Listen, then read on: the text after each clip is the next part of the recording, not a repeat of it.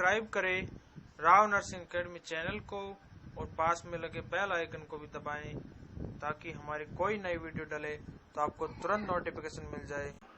नमस्कार दोस्तों, welcome to Rao nursing academy channel. एक बार फिर से आपके अपने राव नर्सिंग एकेडमी चैनल पर स्वागत है। दोस्तों, आपके सामने एक बार फिर से मैं बैक टू बैक वीडियो के साथ हाजिर हूँ। आज हम कुछ important question, most repeating question discuss करने वाले हैं पीडियाट्रिक के, जो कि हर एग्जाम में घूमते हैं, मिलते हैं हमें। तो टाइम वेस्ट करते हैं, चलिए शुरू करते हैं। एक बार व्यूअर से रिक्वेस्ट है, अगर आप चैनल पर नए हो तो चैनल को लाइक, शेयर और सब्सक्राइब जरूर कर लें। तो दोस्तों, चलिए शुरू करते हैं आज का पहला क्वेश्चन।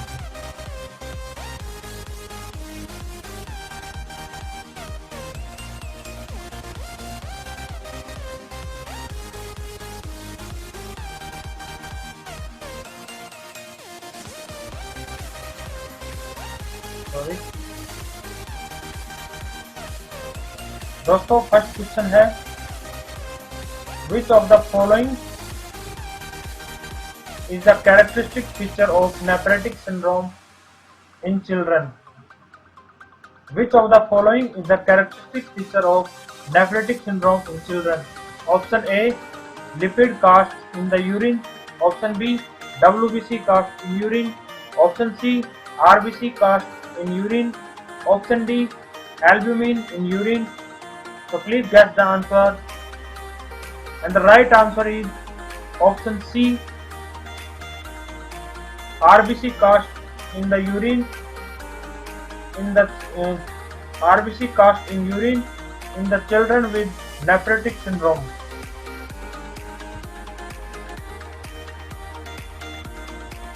दोस्तों, अगले क्वेश्चन की तरफ बढ़ते हैं। Question number second.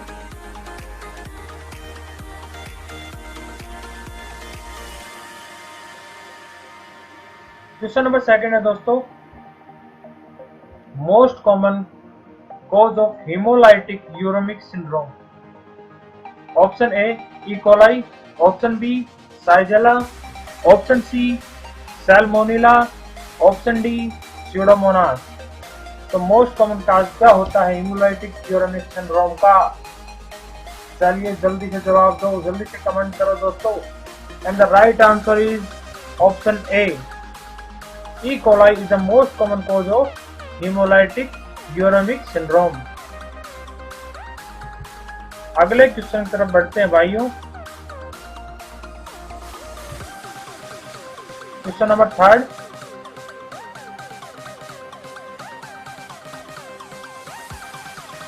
Question number third है, इंपॉर्टेंट क्वेश्चन है, very important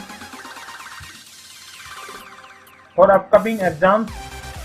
The most common infection in a child with nephrotic syndrome is option A, spontaneous bacterial peritonitis. Option B, pneumonia. Option C, UTI. Option D, cellulitis. So the right answer is option A. The most common infection in a child with nephrotic syndrome is spontaneous bacterial peritonitis. अगले question की तरफ बढ़ते हैं दोस्तों। Question number 4।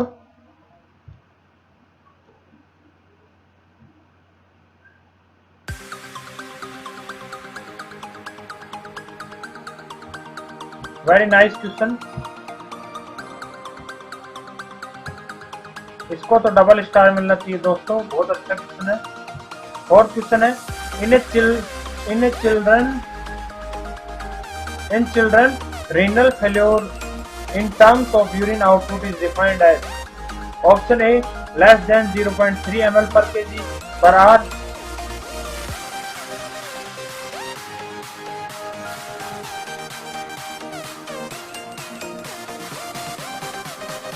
Option B, less than 0.5 kg per hour, 0.5 ml per kg per hour. Option C less than 0.8 ml per kg per hour. Option D less than 1 ml per kg per hour. So option A is the right answer दोस्तों. Less than 0.3 ml per kg per hour is the right answer.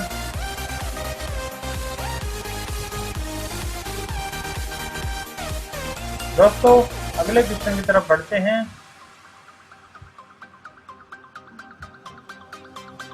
Question number 5. Again very important question. Question दिखने में simple है पर ये question mostly student गलत करके आते हैं एग्जाम में. Question number 5. Vesico-ureteric reflex is more common in. Option A newborn females. Option B older girls. Option C older boys.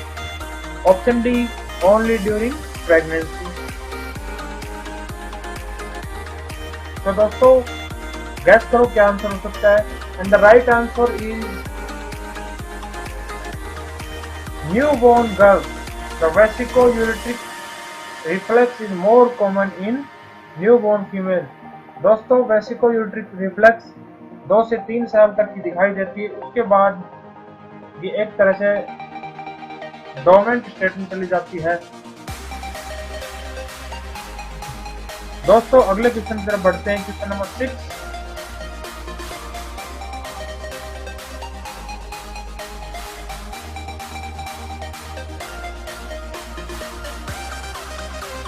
Question number 6. The most common cause for UTI in children less than 5 years. अच्छा question है. Most common cause of UTI 5 साल से नीचे बच्चों में क्या होता है. कौन सा ऑर्गेनिज्म होता है. Option A E coli. Option B Klebsiella. Option C Staphylococcus saprophyticus. Option D Pseudomonas. So the right answer is E. coli. E. coli is the most common cause for UTI in the children below 5 years. अगले question की तरफ बढ़ते हैं दोस्तों. Question number 7.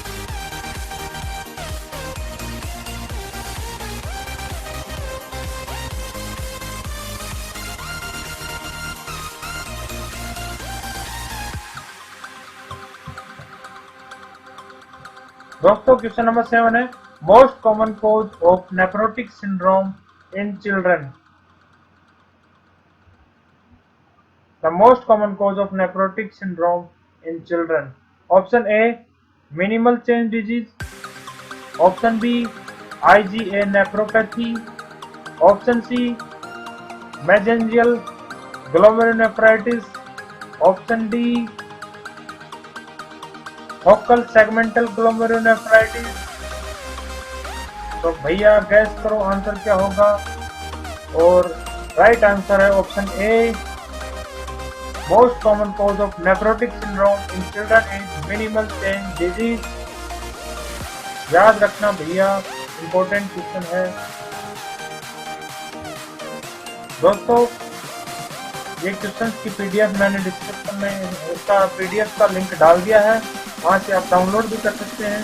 और भैया अभी तक किसी ने चैनल को लाइक सब्सक्राइब नहीं किया है तो यार लाइक और सब्सक्राइब तो कर दिया करो.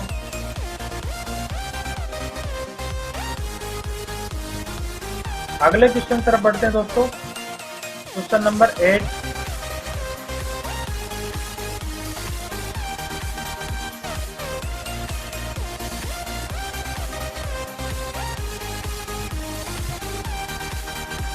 Question number 8. Early neonatal sepsis occur within how many hours? दोस्तों क्वेश्चन सिंपल है लेकिन ये क्वेश्चन भी कई बार हमारे से जल्दबाजी में गलत हो जाता है. So early neonatal sepsis occur within how many hours? Option A 8 hours. Option B 12 hours. Option C 24 hours. Option D 72 hours. तो guess the right answer दोस्तों. And the right answer is option D.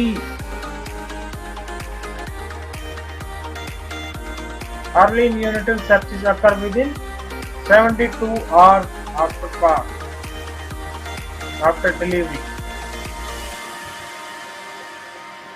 अगले question तरफ बढ़ते हैं दोस्तों. Question number 9.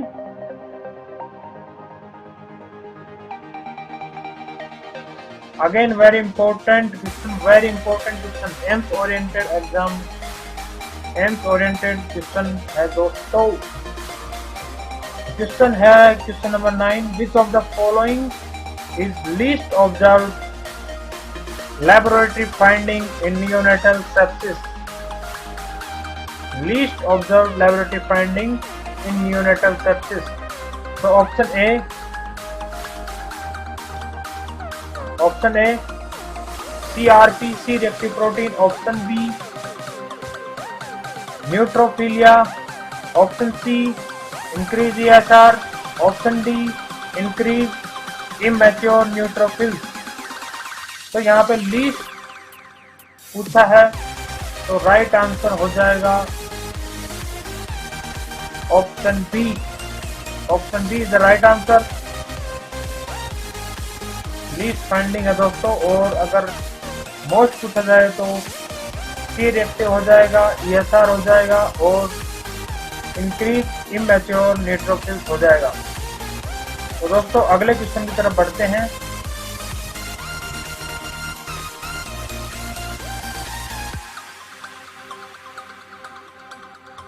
Again very important question. Question number 10. In asymmetrical IUGR, which organ is not affected? Option A, subcutaneous fat. Option B, muscle. Option C, liver. Option D, brain.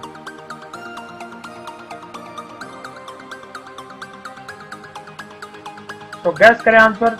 And the right answer is option D. Because दोस्तों symmetric और asymmetric IUGR में ये फर्क है.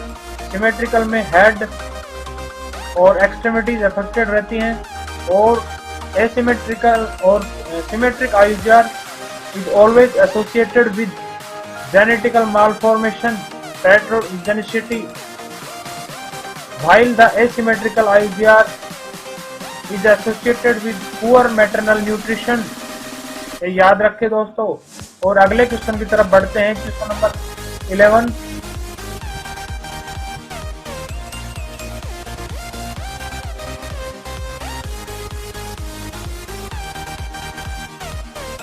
Question number 11 very important.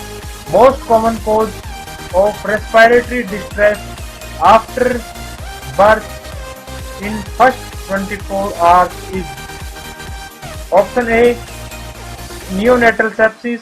Option B, meconium aspiration. Option C, bacterial pneumonia. And option D है दोस्तों, let us see. Option D, air embolism. तो question में पूछा है most common cause of respiratory distress after birth in first 24 hours is. तो the right answer बताएं दोस्तों. And the right answer is meconium aspiration. The most common cause of respiratory distress after birth in first 24 hours is meconium aspiration. अगले question की तरफ बढ़ते हैं दोस्तों.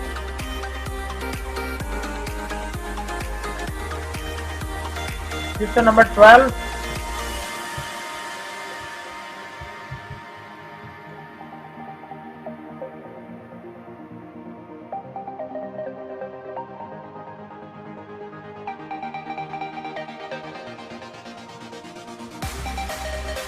दोस्तों ऐसे क्वेश्चन भी गलत हो जाते हैं जो कि हमारे सिलेक्शन को रोक देते हैं. तो question number 12. Which of the following is normal finding in a newborn?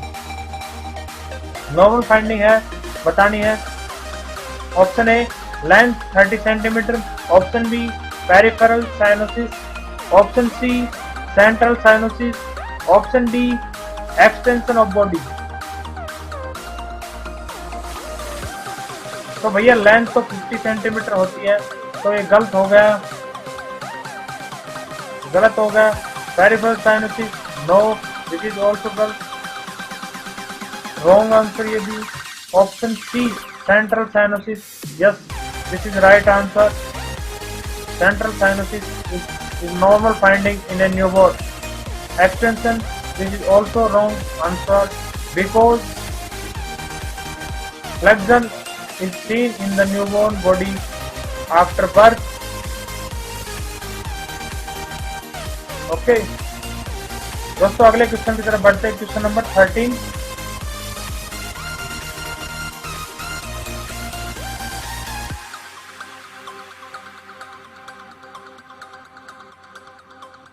Her question कीमती है दोस्तों, और क्वेश्चन नंबर 13 भी बहुत इंपॉर्टेंट है अपने आप में।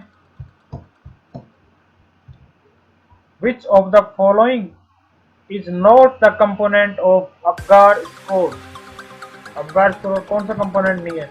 Option A colour of the body, option B muscle tone, option C heart rate minutes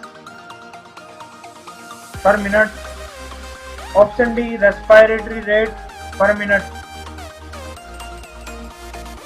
तो option D is the right answer because Apgar score include muscle tone, heart rate, colour, but it does not include respiratory rate per minute. Okay दोस्तों,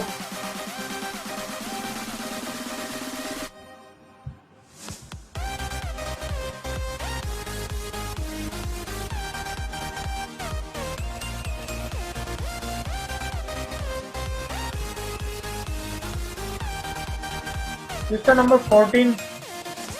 Which of the following vaccine is contraindicated in HIV positive child? Very important question. कौन से vaccine को Contra indicate करते हैं HIV positive child में? Option A OPV, option B MMR, option C rabies, option D influenza. So the right answer is OPV. OPV and BCG both are contraindicated in a child with HIV positive results. दोस्तों question number 15 की तरफ बढ़ते हैं।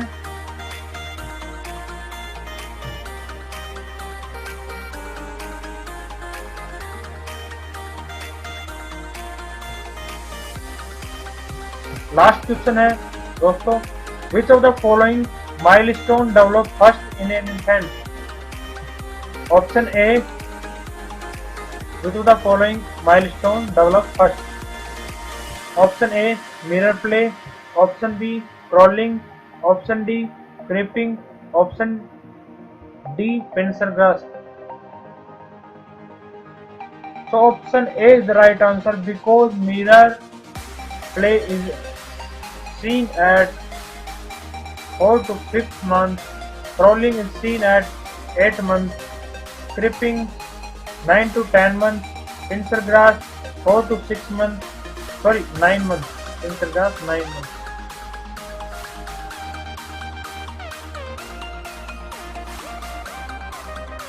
तो दोस्तों आज के लिए इतना ही था।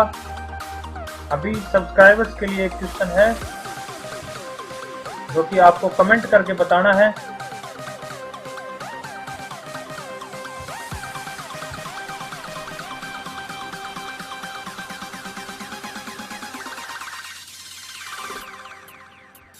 सब्सक्राइबर्स के लिए which of the following child with disorder improve with increase in age? Option A conduct disorder, option B temper tantrum, and option C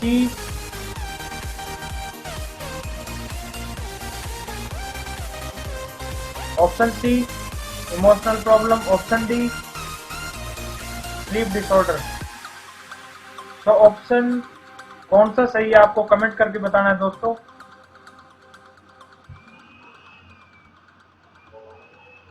दोस्तों, अगर आपको वीडियो अच्छी लगी हो, क्वेश्चन अच्छे लगे हो, तो प्लीज चैनल को लाइक और सब्सक्राइब जरूर कर लें and comment your answer in comment box.